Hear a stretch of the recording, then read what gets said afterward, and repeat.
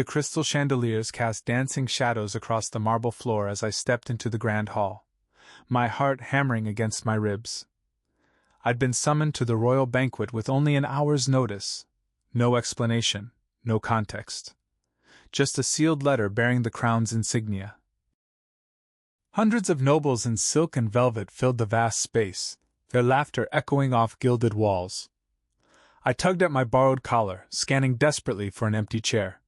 Every table seemed full, every seat claimed by someone far more important than a minor merchant's son from the lower districts. Lost? The voice slid over my shoulder like honey, warm and dangerous. I turned, and my breath caught. Queen Isabella stood inches away, her emerald gown clinging to curves that made my mouth go dry. She was younger than I'd imagined, perhaps 30, with midnight hair cascading over bare shoulders and eyes that gleamed with barely concealed amusement. The paintings in the public squares didn't do her justice. They couldn't capture the way she moved, predatory and graceful, or how her presence seemed to pull all oxygen from the room. "Your Majesty, I stammered, dropping into an awkward bow. Her laugh was low, intimate. None of that. Her fingers wrapped around my wrist, sending electricity up my arm. "Sit right next to me." The hall fell silent. Hundreds of eyes turned toward us as she led me through the crowd, her hand never leaving mine. I felt the weight of their stares, heard the whispers beginning like wind through leaves. "Who is he?" "The Queen never sits anyone at her table." "This is unprecedented."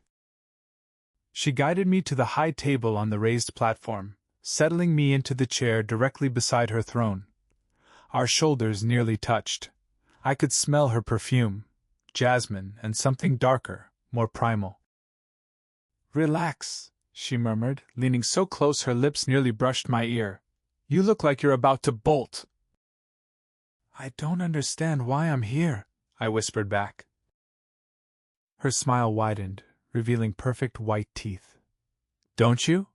Her hand found my thigh under the table, fingers pressing through the fabric. "I've been watching you, Damien. The way you handle yourself in the markets, your reputation for discretion, your other qualities." Heat flooded my face, spreading lower. "What qualities?" "The ones I intend to explore." Her thumb traced small circles that made concentration impossible. "But first you'll need to survive tonight. This banquet isn't just celebration, it's a test. My court is filled with vipers who will try to determine your weaknesses, your loyalties, whether you deserve to be here." She withdrew her hand, leaving me aching, and raised her wineglass. "Shall we see if you're as clever as you are handsome?" The first course arrived as the musicians began to play, and I realized I'd stepped into a game whose rules I didn't know, with a queen who played to win. The venison melted on my tongue, but I barely tasted it. Across the table, Duke Castellan watched me with hooded eyes, his fingers drumming an irritated rhythm on the tablecloth. To my left, Lady Morgrave leaned forward, her smile sharp as a blade. "Tell us, young man," she purred, "how does one earn such privileged seating?" Before I could respond, Isabella's hand returned to my leg, higher this time, possessive. "Damien earned his place through merit," she said smoothly, "unlike some who inherit theirs." The insult landed like a slap. Lady Morgrave's smile froze. Isabella turned to me, her expression innocent. "Don't you agree that merit should determine one's station?" It was a trap. Agree, and I insulted half the table. Disagree, and I questioned her judgment. I felt her fingers tighten, encouraging, challenging. "I think," I said carefully, "that true nobility shows itself through actions, not birth. Though I'm hardly qualified to judge those who've spent lifetimes mastering statecraft." The Queen's eyes sparkled with approval. Her hand slid higher, dangerously high, hidden by the table's edge. I fought to keep my expression neutral as her fingers traced patterns that made my pulse race. "Diplomatic and humble," Duke Castellan observed coldly. "How refreshing." "Indeed." Isabella's thumb pressed against me, and I nearly choked on my wine. Damien, walk with me. I find myself needing air. She rose with fluid grace, and the entire hall scrambled to stand. I followed, acutely aware of every eye tracking our movement toward the private balcony doors. My body strained against my breeches, making each step torture. The moment the doors closed behind us, she pushed me against the stone balustrade, her body pressing into mine. The night air did nothing to cool the heat between us. You did well in there, she breathed against my neck. Better than I expected. What is this? My hands found her waist, feeling the warmth of her skin through silk. Why me? Because I'm tired of games with men who want my crown, my power, everything except me. Her lips traced my jaw. You don't even know what you've walked into, do you? You just see a woman. The most beautiful woman I've ever seen, I admitted, my hand sliding up her back. She pulled back slightly, studying my face in the moonlight. There's a plot tonight, Damien. Someone at that table plans to poison me during the dessert course. I need to know who, and I need someone they won't suspect is working with me. Reality crashed over me like cold water. You're using me. Yes. Her honesty was startling. But not only for that. She kissed me then, deep and demanding, her tongue sliding against mine until I forgot my own name. When she finally pulled away, we were both breathing hard. Help me survive tonight, and I'll show you pleasures beyond your imagination. Betray me, and you'll hang before dawn. Choose. Through the glass doors, I could see the nobles watching us, speculation written on every face. I thought of my simple life, my safe existence in the merchant quarter. Then I looked at this dangerous, magnificent woman who'd pulled me into her world. Tell me what you need, I said. Her smile was triumphant and hungry. Everything. We returned to the hall with her lipstick slightly smudged, a deliberate choice that sent fresh waves of gossip through the crowd. She wanted them speculating about what happened on that balcony, wanted them distracted while I watched for the assassin. The poison will be in my wine, she'd whispered against my lips. Someone will switch glasses during the toast before dessert.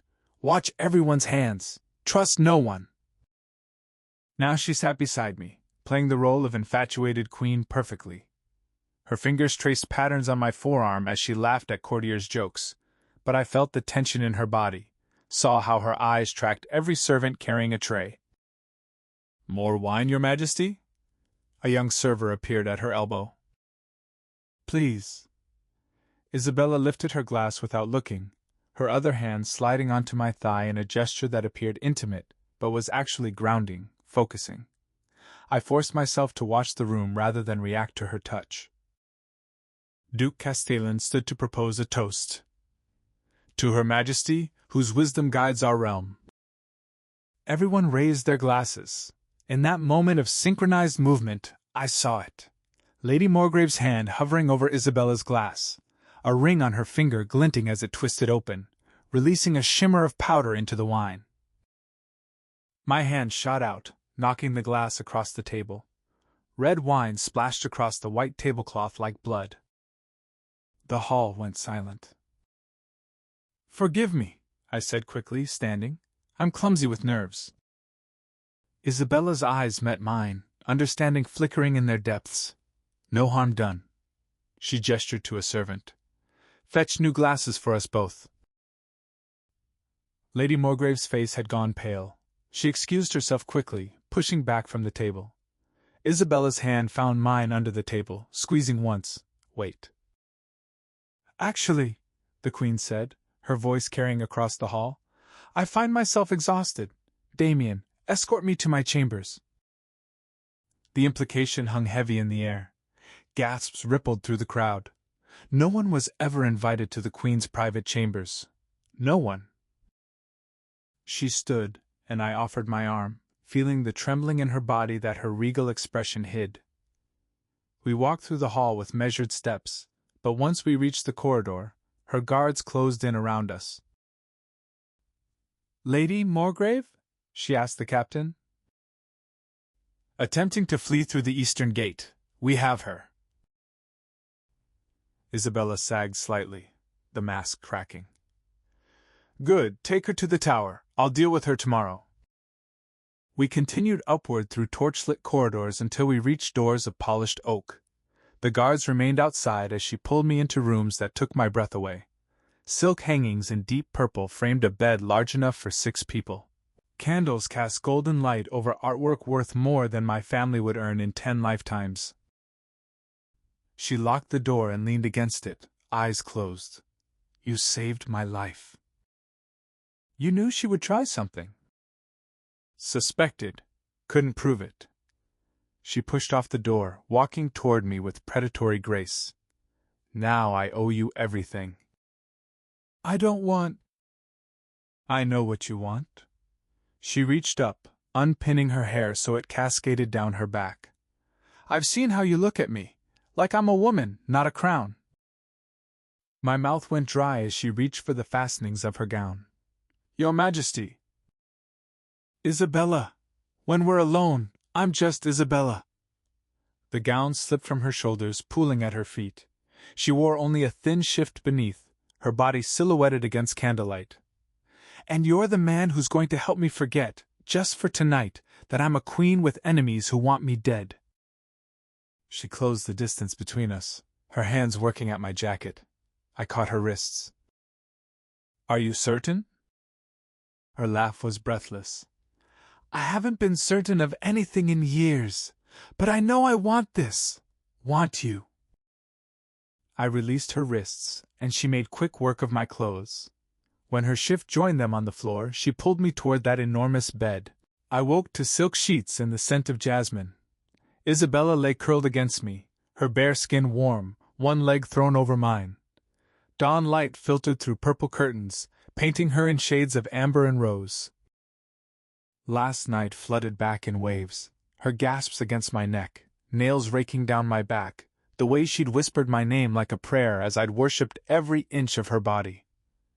The powerful queen had become simply a woman in my arms, vulnerable and hungry, giving herself completely.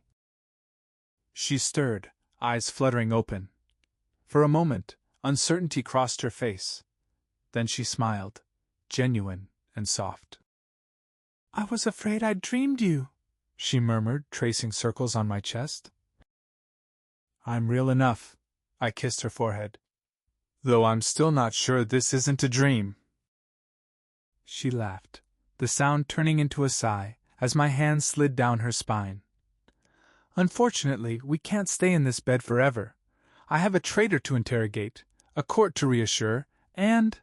She paused, her expression growing serious. A decision to make about you. What decision? Isabella propped herself on one elbow, studying my face. You can't go back to your old life, Damien. Lady Morgrave's faction knows you exposed her. They'll kill you the moment you leave palace grounds. Her fingers traced my jaw. I'm offering you a position, officially as my advisor, though everyone will know you're more. Your lover. My partner. She kissed me, slow and deep. I need someone I can trust absolutely. Someone who sees beyond the crown. Last night, you proved you could think quickly, act decisively, and... A wicked smile curved her lips. Satisfy a queen in ways I haven't experienced in years. Heat flooded through me at the memory of her cries, the way she'd come apart in my hands. The court will never accept it. A merchant's son as the queen's consort. She said it firmly. Let me worry about the court. I'm asking what you want. I looked at her, this incredible woman who'd pulled me from obscurity into a world of danger and passion. The smart choice was obvious. Accept her protection, enjoy the privileges, survive. But I found myself asking, what happens when you tire of me? Queens don't marry merchant sons, Isabella.